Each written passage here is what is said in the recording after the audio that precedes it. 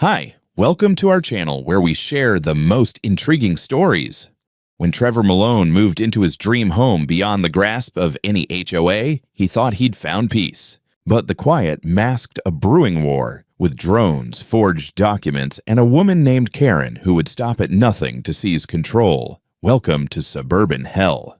I moved into my house outside High Ridge Commons on a quiet Tuesday morning in early summer, and for the first 2 weeks, I honestly thought I'd beaten the odds. I'd escaped the HOA nightmare stories that kept popping up on Reddit like campfire horror tales. My 4-acre property stretched down the slope like a private green carpet. No matching mailboxes, no beige siding, no committees with clipboards. Just silence, a view of the foothills, and a house with floor-to-ceiling windows that made sunsets look like something screensavers would kill for. I'd come from Seattle, where space was measured in coffee shop power outlets, and owning actual land felt like some ancient feudal privilege I'd accidentally acquired. High Ridge Commons sat a stone's throw away, maybe 50 or 60 yards from my boundary line, but the realtor had been emphatic that my lot was officially, legally, gloriously outside any and all HOA jurisdiction. It was the kind of detail I verified. Myself using public records, zoning maps, satellite data, and every paranoid tool in my cybersecurity arsenal. I wasn't just sure, I was smugly sure. A rare feeling in my line of work, where paranoia is usually the healthier emotion. The first uneasy moment came about a week after I finished unpacking.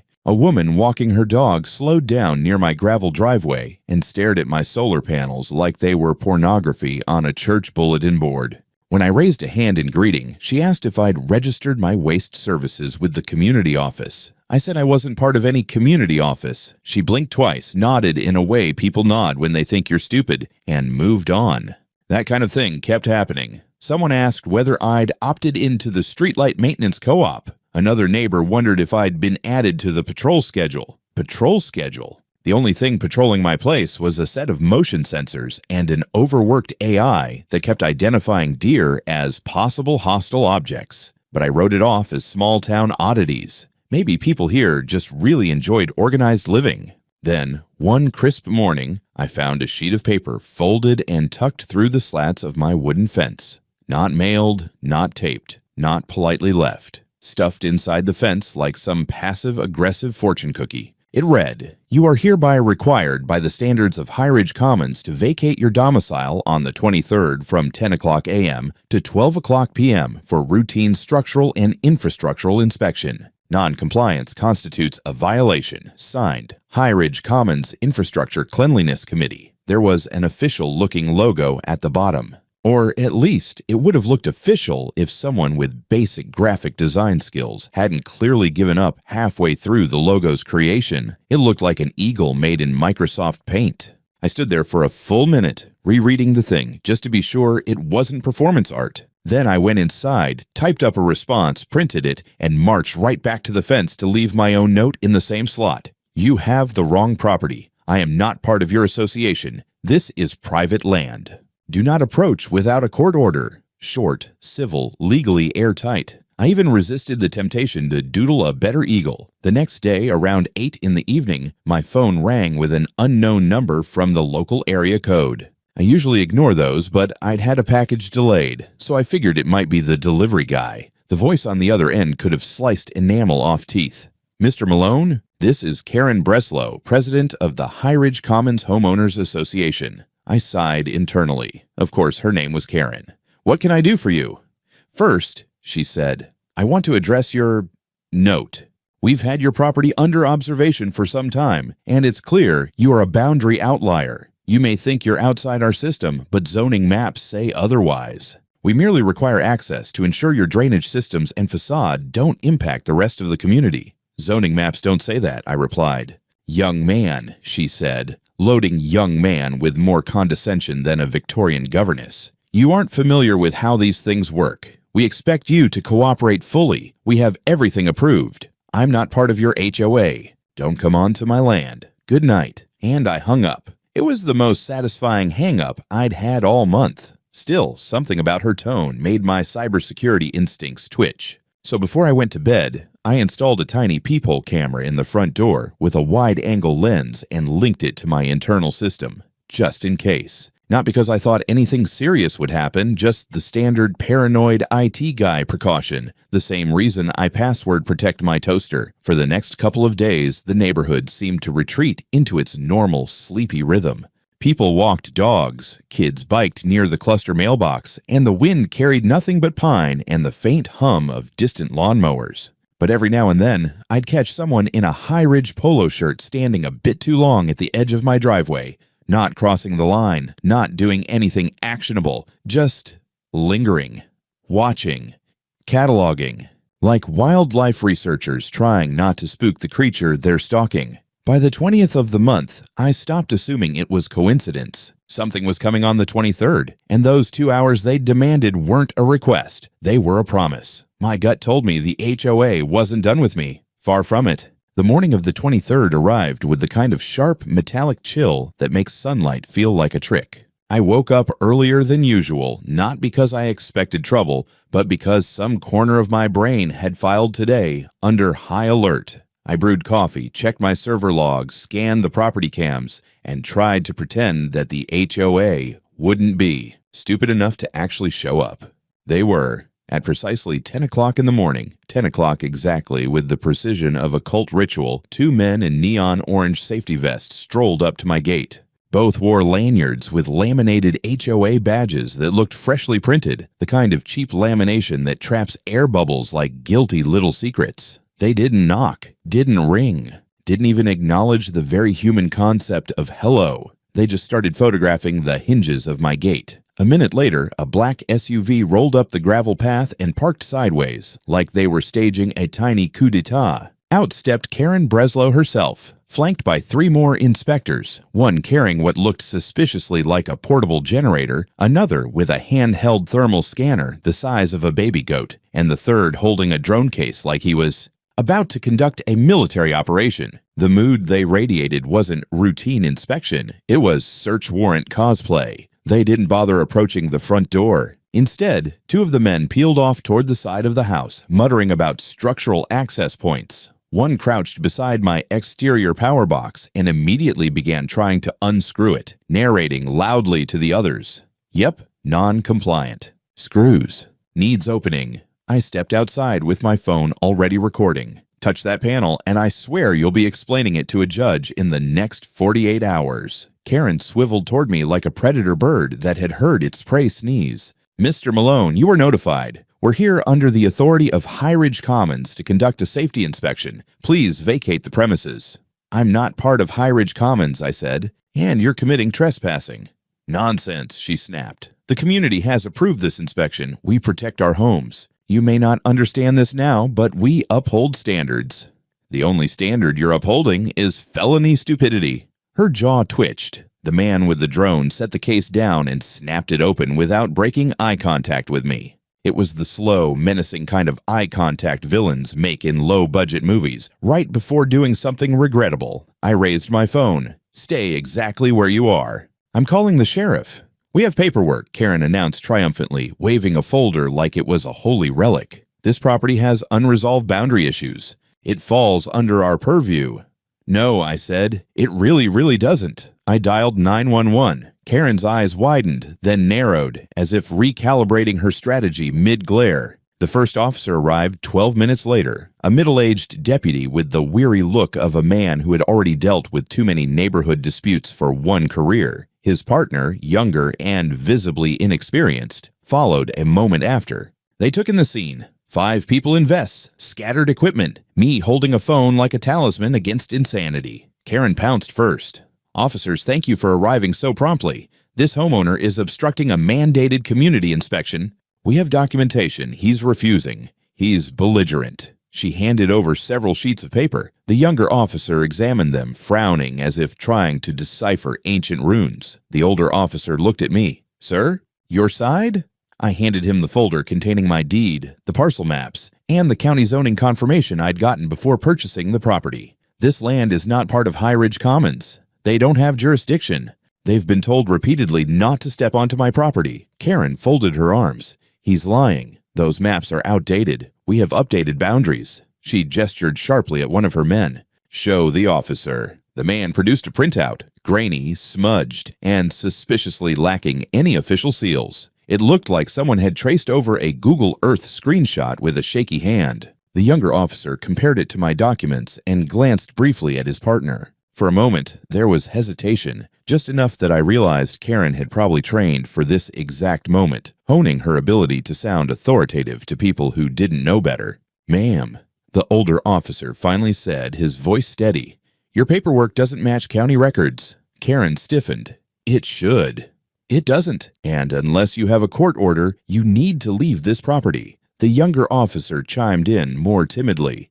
"Ma'am, the homeowner's documents are valid. You and your group need to step back." The look Karen gave them could have curdled concrete. "You're making a mistake," she hissed. "You don't understand what's at stake here. This community relies on oversight. This young man," she pointed at me as if accusing me of witchcraft, "is a potential source of systemic violations." "I'm a software engineer," I said, "not a biohazard."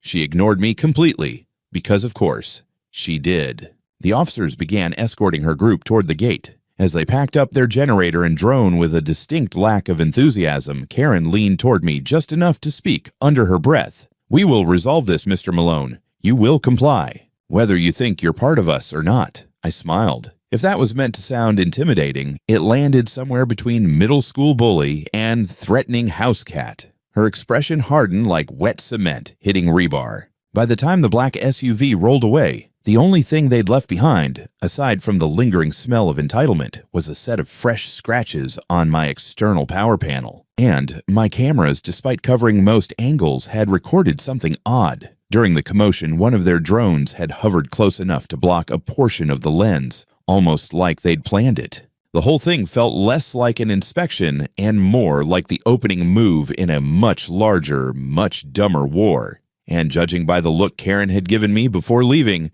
she had no intention of backing off. Not now. Not ever. The morning after the HOA invasion felt quieter than it should have. That eerie kind of quiet where even the wind sounds like it's holding its breath. I wasn't sure what I was expecting. Maybe an apology from Karen printed on fine letterhead with a coupon for neighborhood trauma counseling. What I got instead was a manila envelope in my mailbox with a government return address and the words "Action Required" stamped in red. I opened it right there at the curb. Inside, an official notice from the County Code Enforcement Division stating that a complaint had been filed against my property. Alleged violations included improper waste disposal, unsecured refuse storage, and visible signs of structural degradation. Attached were 4 photographs. The first showed a wide shot of my backyard, except the grass looked dead, the sky was overcast, and there were broken boards piled near the fence. I hadn't seen weather like that since February. The second photo showed the back of my house with what looked like sewage seeping from a drainage pipe, running dark and oily into the ground.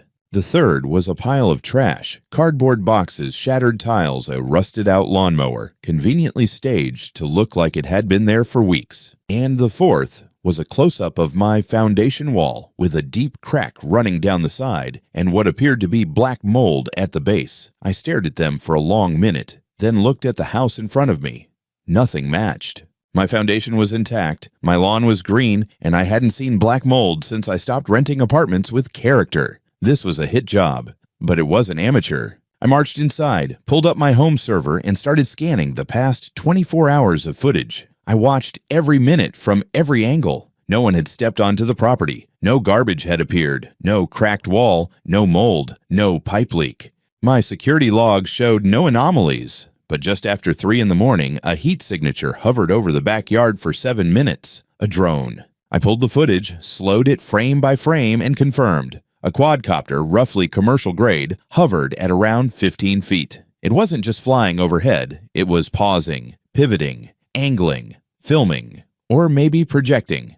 I didn't know, but I'd seen enough to start digging. I scanned the complaint notice again. It had been filed online, submitted anonymously through a community standard submission portal, which was about as transparent as a brick wall. But the attached photos were downloadable, and that was all I needed. I saved the images, opened a metadata extraction tool, and got to work. Most public submission platforms scrub metadata by default, but this one had been rushed. Sloppy. Whoever uploaded these didn't strip the file info. The photos had geotags. Not of my house, not even my block. The GPS coordinates pointed to a townhouse across the road.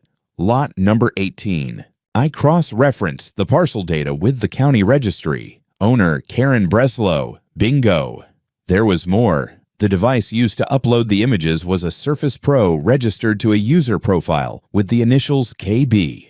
The network signature showed a residential IP that matched the High Ridge HOA admin server, something I recognized from my prior passive scans of local Wi-Fi traffic. In short, Karen hadn't just taken fake photos of my house. She'd taken them, edited them, and submitted them through a backdoor system that her own HOA controlled, all from the comfort of her tidy HOA-approved living room. But that wasn't even the part that made my stomach turn. In the complaint text, buried in a footnote, was a citation. See revised zoning map. That wasn't a document I'd ever seen. And I'd studied the zoning registry like a man reading the fine print on a cursed contract. I launched a FOIA request through the county website, asking for copies of all recent zoning changes related to High Ridge Commons and the adjacent unincorporated plots, including mine. It would take a few days to process, but my gut told me something nasty was hiding behind that cryptic reference code. I leaned back in my chair, rubbed my eyes, and wondered how much free time a person had to have to fabricate fake sewage leaks and doctored zoning laws for the sake of imaginary authority. My answer came that evening. At around 6 o'clock, a knock landed on my front door. Not a package, not a neighbor with a casserole. A real knock. The kind that didn't belong in quiet neighborhoods unless someone died or someone was about to get sued. I opened it to find a man in his 70s leaning slightly on a wooden cane. Wire-rimmed glasses, plaid jacket, and a look that said he'd seen far too many HOAs for one lifetime. "You're Trevor Malone?" he asked. "Depends. You with the sewage department or the cult?" He chuckled. "Neither. Name's Frank. Frank Derrick. Used to own lot number 6, until Karen and her goon squad decided I didn't fit the aesthetic." I opened the door wider. He handed me a file folder, thick and worn at the edges. Inside, copies of correspondence between the original land developer and the county zoning board, maps from 20 years ago, meeting transcripts, and a document I'd never seen before, a memorandum of exclusion clearly stating that both his lot and mine were formally exempt from any future HOA jurisdiction due to drainage easements and boundary irregularities. "They buried this," he said. "Told me it was outdated, said I was misremembering. Next thing I know, there's a foreclosure action based on fabricated violations." I flipped through the pages like I was touching the Rosetta Stone. "I kept copies," he added. "Didn't think anyone would care. But then I saw your situation and figured maybe it was time someone fought back with the truth." I looked him in the eye. "You just became my favorite neighbor." And I meant it. By the next morning, I had scanned and archived every single page Frank had handed me, complete with OCR tags and a backup copy stored in an encrypted drive across 3 separate cloud services. Paranoia, meet protocol. I'd also brewed the strongest pot of coffee I'd made in weeks because I was staring down a paperwork war, and in America, that's where real battles are fought. Frank and I sat across from each other at my kitchen table, which had become a makeshift war room. I was explaining how I planned to weaponize a FOIA request when he leaned back in his chair and let out a slow, sardonic laugh. "You know," he said, "when I bought into High Ridge 20 years ago, I thought the HOA would help keep the lawns neat and the nosy teenagers out. Not once did I expect them to try and annex half the damn hill with a smile and a spreadsheet. Annex is a good word for it," I said. "If Karen starts printing flags, I'm moving to Canada." My FOIA request had already gone through the confirmation stage. According to the county site, I'd get a response in 3 business days. But that didn't mean I was going to sit around twiddling my thumbs while Queen Karen reorganized the neighborhood like a risk board. First, I called my attorney. A week earlier, I'd retained a property rights lawyer out of Boulder named Joanna Green, recommended by one of my former clients who'd fought a corporate land grab. Joanna had the voice of a disillusioned public defender and the posture of someone who regularly stared down bulldozers in court. When I laid out the situation, fake inspection, drone surveillance, doctored complaint, altered zoning, there was a long pause on the line. "You have all this documented? Cameras, logs, metadata, witness, and now historical exclusion documents." "Good," she said. "Because if even half of what you're saying is true, you've got enough here for both a civil suit and a formal state complaint." Harassment, defamation, attempted fraud, unlawful surveillance. You want the whole 9 yards? I want to legally neuter this HOA so they can't breathe without a permit. Then start gathering affidavits.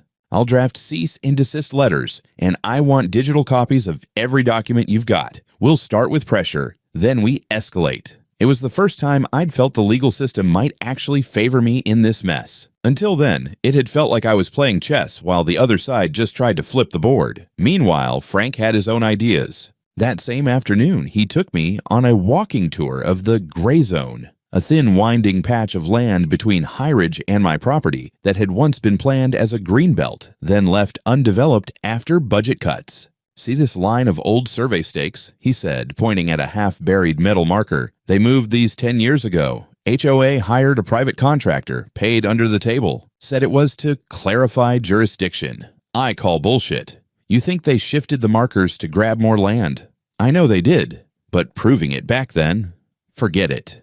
No one listened to an old man with a cane and a grudge.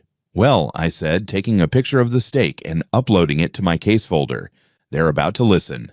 That night, I launched a blog.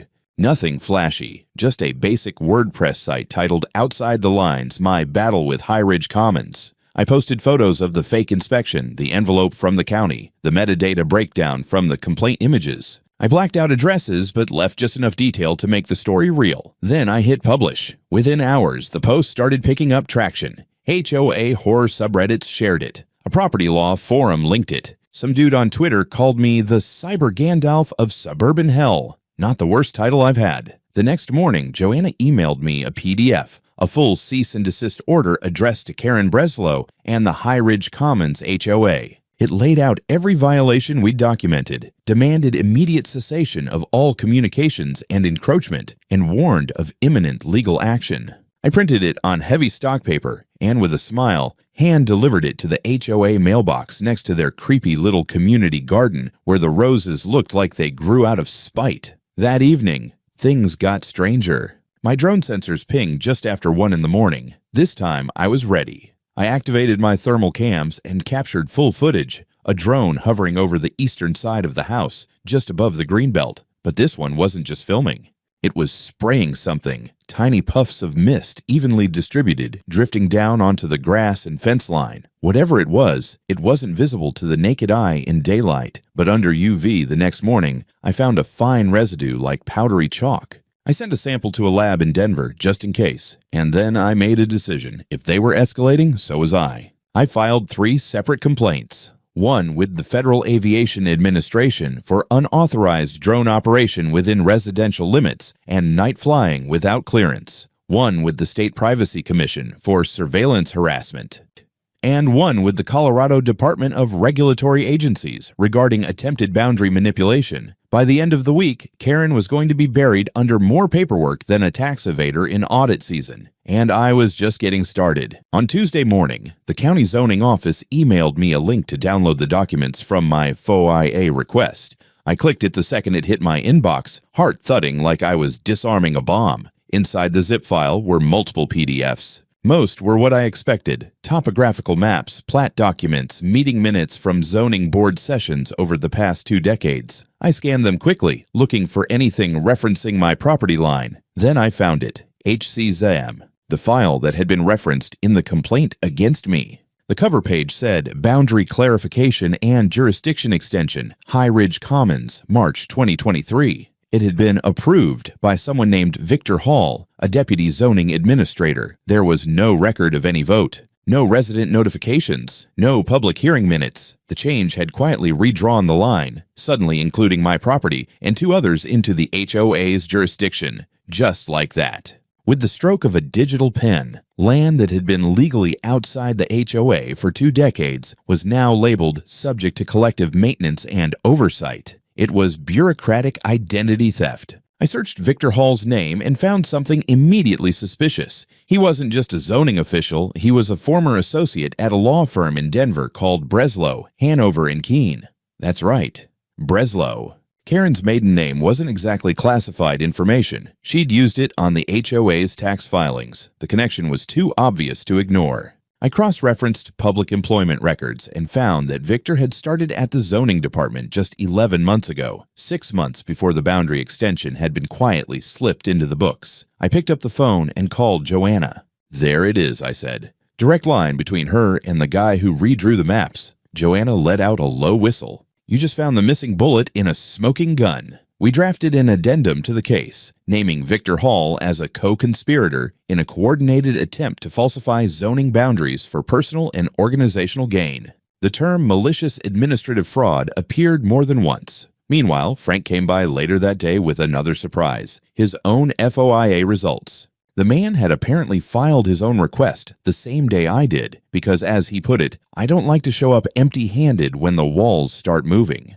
Among his documents was a zoning commission memo from 2 years ago detailing a rejected proposal by the High Ridge Commons HOA to expand its boundaries into surrounding lots. The reasoning for the rejection was crystal clear: insufficient resident consensus and historical exclusion of the parcels in question. Karen had tried this before and failed. Only this time she'd done it quietly. No vote, no hearing. Just Victor Hall and a modified PDF slipped past oversight like a virus in an outdated firewall. We took both sets of documents and added them to the court motion. Joanna revised the filing to include intentional misrepresentation, unauthorized administrative manipulation, and attempted subjugation of private property. Somewhere in a corner of my mind, I registered how insane that phrase sounded. Like we were fighting a miniature dictatorship, but when your opponent redraws maps to steal land, what else do you call it? The next morning, a sheriff's cruiser idled outside my gate for 30 minutes. No lights, no knock, just sitting there. I stepped out onto the porch with my coffee, gave them a nod. They didn't respond. Eventually, they drove off.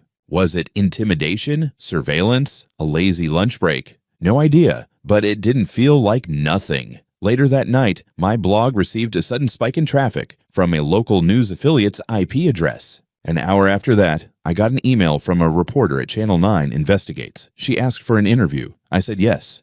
The interview took place the next day, right on my front porch, with the foothills behind me, and Frank sitting off camera with a beer like he was watching a reality show he already knew the ending to. I showed them the documents, the old maps, the drone footage. I kept my tone calm, matter of fact. No paranoia, just facts. That night, the story aired under the headline, "Homeowner Battles HOA Over Secret Zoning Change. They Tried to Take My Land with a Pen."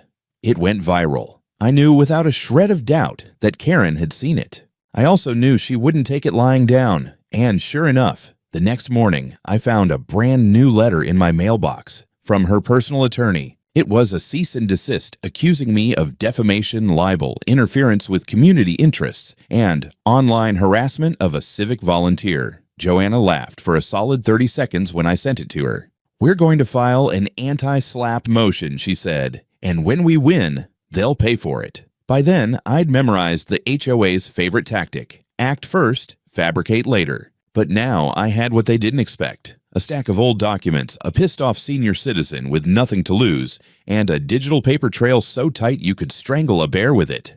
Let them come. The line had been drawn. And this time, it wasn't moving. The courtroom looked like every courtroom I'd ever seen on TV, only smaller and infinitely more tense. Pale walls, wooden fixtures, an uncomfortable number of flags, and Karen Breslow, seated at the far table, dressed in the kind of beige suit that screamed control, staring at me like she was mentally rearranging my obituary. To her right sat her attorney, a wiry man with a permanent sneer and a briefcase that probably cost more than my front porch. To my left sat Joanna Green, flipping through her stack of color-coded evidence with the casual confidence of someone who could gut a lie in 5 seconds flat. Frank Derrick was already in the front row behind us, arms folded, calm as a monk at a bar fight. The judge, a middle-aged woman with sharp eyes and an even sharper tongue, called the session to order. What followed wasn't a trial yet. Not technically. This was the pre-hearing on my civil complaint against Karen and the HOA for harassment, defamation, falsification of records, and unlawful attempts to assert authority over private property.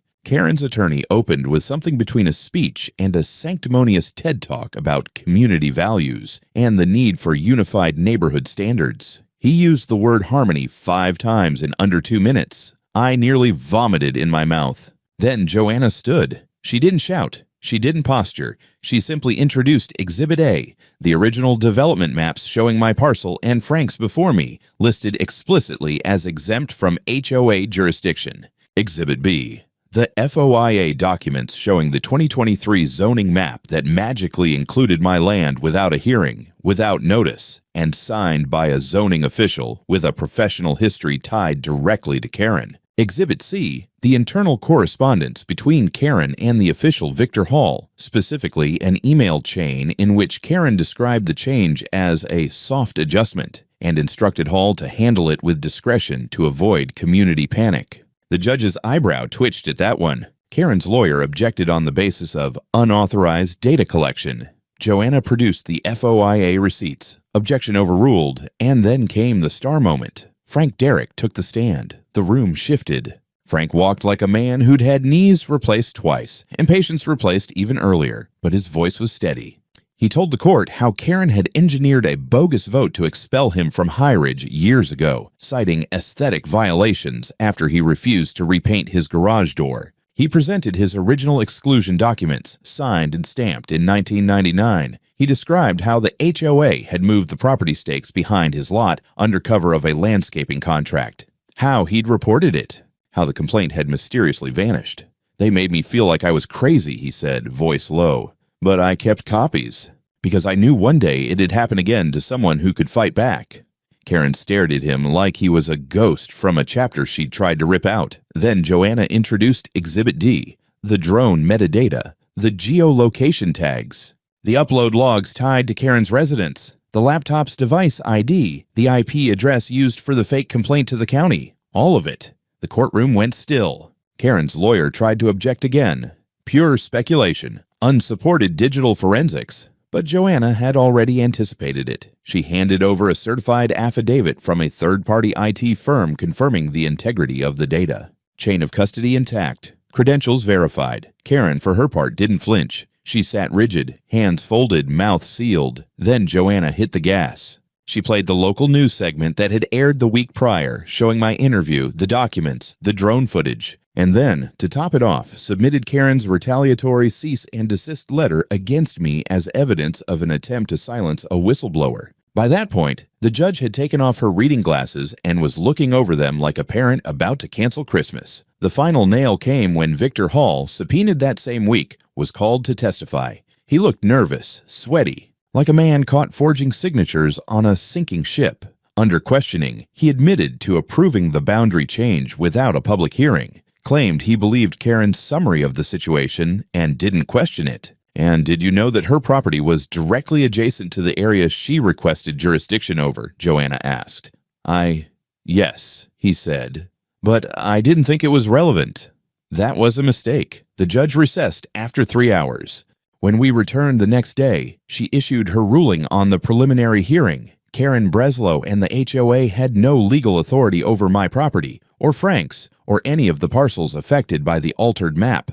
Furthermore, she found sufficient evidence of intentional misrepresentation and coordinated harassment to proceed to a full civil trial. Karen's mouth tightened like she'd swallowed a lemon wedge soaked in formaldehyde. The HOA's operations were ordered suspended pending further review, and for the first time since this whole war began, I saw something on Karen's face that looked suspiciously like fear. I didn't celebrate, not yet, because I knew her. And Karen Breslow didn't know how to lose. Not quietly, not legally. 3 nights after the preliminary hearing, someone cut the power to my house. Not the grid, not a blown fuse, a surgical disconnection. 1 minute, I was editing video footage of Victor Hall stammering his way through perjury, and the next, total darkness. My emergency battery backups kicked in, but the fiber line was dead, the cameras stopped syncing, and the house went from secure bunker to blind fortress in under 10 seconds. And just like that, I knew. Karen wasn't finished. I checked the outdoor cameras manually, thank God for independent solar feeds. At the far end of the property near the eastern tree line, I spotted movement. 2 figures in dark clothing were kneeling near the utility junction box. One of them had wire cutters, the other a drill. That wasn't sabotage, that was forced entry preparation. I didn't hesitate. I grabbed my flashlight, my phone, and the air horn I kept by the front door, originally meant for bears, now apparently repurposed for HOA ninjas. I bolted out the back, circling toward the intruders in a wide arc. The second I let the air horn rip, they ran. Not back toward High Ridge Commons. Downhill, toward the old service road that hadn't been used in years. I couldn't catch them, but my motion cams caught everything. And when I reviewed the footage, I recognized one of them. It was the guy who operated the drone during the inspection. Same black gloves, same gait, same smug posture that said he thought rules were for other people. I forwarded the footage to Joanna and called the sheriff's department. This time, they didn't hesitate. A patrol arrived in under 20 minutes. They took a statement, reviewed the footage, and finally opened an investigation into criminal trespassing and property sabotage. The lead deputy pulled me aside. "Between you and me," he said, "this whole HOA is on thin ice. We've had 3 other complaints this year, all about the same thing. False notices, drone harassment, threats of inspection. You're just the first one to fight back this hard." It wasn't comforting. Not really. Because when cornered, people like Karen didn't retreat. They detonated. The next day, my mailbox exploded. Not literally, but metaphorically, it vomited up a stack of paperwork that could have killed a toddler if dropped from a high shelf. It included a notice of emergency community hearing to remove dangerous elements from High Ridge's vicinity, a petition falsified signed by residents demanding I be formally reviewed for environmental violations, a claim that my property's fence line extended into HOA land by 13 inches, and a threat of legal action unless I corrected the encroachment. Karen had turned the dial past desperation and straight into lunacy. That night, Frank came over carrying a bottle of whiskey and a metal lockbox. "Time to pull the kill switch," he said. The box contained meeting transcripts from the HOA's first charter sessions, handwritten notes from the original founder, who had explicitly named the exclusion parcels, including mine, as buffer zones against expansion. Even better? A copy of an old civil agreement between the founding HOA board and the original developer, legally barring any future jurisdictional absorption without unanimous approval from all surrounding property owners. And there were signatures, lots of them, including Karen's own husband, back when he was still alive and part of the original board. Frank looked me in the eye. "She knows this exists. She thought I burned it." Joanna nearly cried when I scanned it and sent it over. "That's it," she said. "That's the sledgehammer. That agreement trumps every zoning map, every boundary redraft, every HOA document signed after 2005. This ends it." We filed for an emergency injunction the next morning. But while the paperwork churned through the legal machine, Karen escalated again. This time, it wasn't sneaky. At 3 p.m. on a Saturday, she marched up my driveway with 5 HOA board members in tow. One of them filmed with a phone. Another carried a megaphone. A third had a rolled-up blueprint like it was a weapon. Karen held a manila folder, thick and triumphant. "We are initiating community correction protocols," she declared, reading from the papers. "You are now officially in violation of Section 4, Subsection 3 of the Structural Harmony Mandate. You have 72 hours to comply." I stepped outside calmly, phone already recording. "You step 1 inch onto this porch," I said, "and you'll be explaining it to a judge, a sheriff, and possibly a forensic accountant." She didn't blink, just waved her folder like it could part seas. Then the best thing happened. The news van rolled up. The same reporter from Channel 9 had been following my blog. I'd tipped her off 30 minutes earlier when the HOA goons started assembling like they were about to perform a suburban exorcism. Her cameraman jumped out and caught the whole spectacle. Karen's smug expression wavered the moment she saw the microphone. "This is private community business," she snapped. "On land you don't control?" the reporter asked. "That's a bold move." I turned to the camera. As you can see, the HOA continues to assert illegal jurisdiction despite court rulings and direct warnings from county officials. Karen tried to speak again, but her own board members were already backing away. One of them muttered something about not being dragged into jail time. She glared at them. "Cowards." Then to me, "You may have won a few hearings, but you don't belong here. You'll never be part of this community." I smiled. "That's the point." She turned and left, the camera trailing her like a shadow she couldn't shake. That night, Channel 9 aired a follow-up segment. My blog crashed from the traffic spike. Someone created a subreddit called R. Karen the Zoner, and Joanna called with 2 words. Injunction granted. Karen Breslow had 48 hours to cease all HOA activity. After that, any further action would carry personal liability and criminal consequences. It wasn't over. But the tide had turned. The courthouse was standing room only. Neighbors packed the benches like spectators at a championship game, their faces a mixture of nervous tension and thinly veiled curiosity. A few wore HOA lapel pins. Most didn't. At least 3 people nodded at me when I entered, like I'd become some reluctant folk hero in hiking boots. Karen arrived 15 minutes late, alone. Her attorney had filed a motion to withdraw from the case the day before, citing irreconcilable differences and client non-compliance, which is lawyer speak, for she went full kamikaze. She carried her own binder, her own notes, and none of the smug self-assurance she wore like armor during the earlier hearings. The trial itself didn't last long. Joanna came in with ironclad documentation, 3 sworn affidavits, including Frank's, the original developer's grandson via video call, and an HOA board member who had finally flipped after realizing Karen had forged his signature on at least 2 resolutions.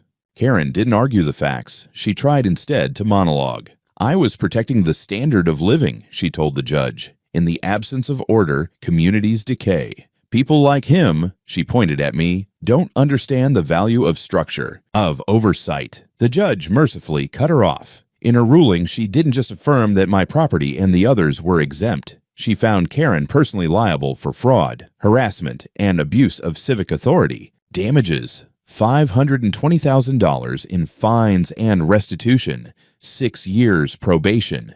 The HOA, now deemed functionally compromised, was ordered to dissolve under court supervision. Karen didn't look at me as they read the judgment.